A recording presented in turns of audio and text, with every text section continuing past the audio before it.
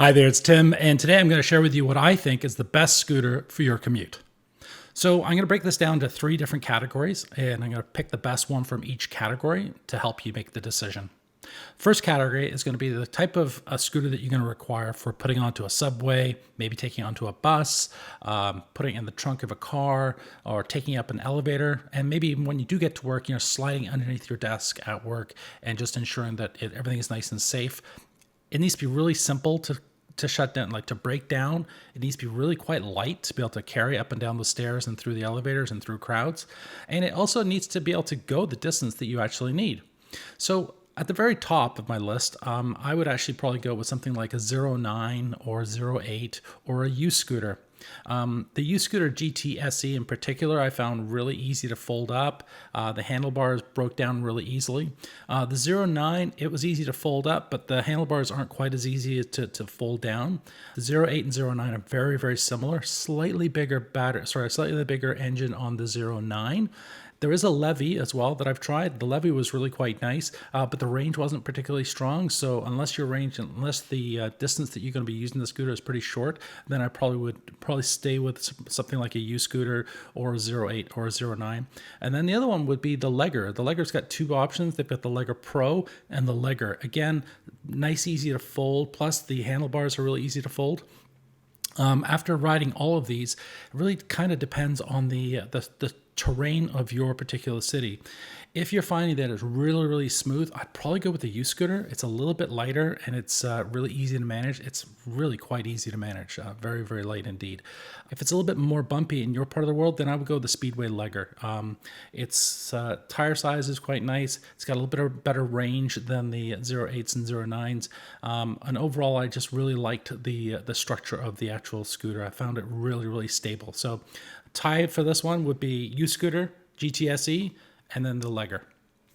If, however, your range is a little bit longer, then I would actually look at the Emove Cruiser. The Emove Cruiser has got a really big battery.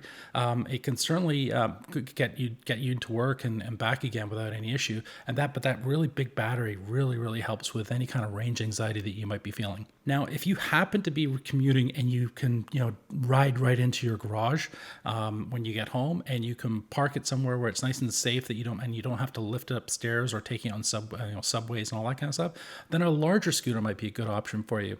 So in the sort of the cheaper end of the larger scooters, I would probably look at something like a 010X or a very similar scooter.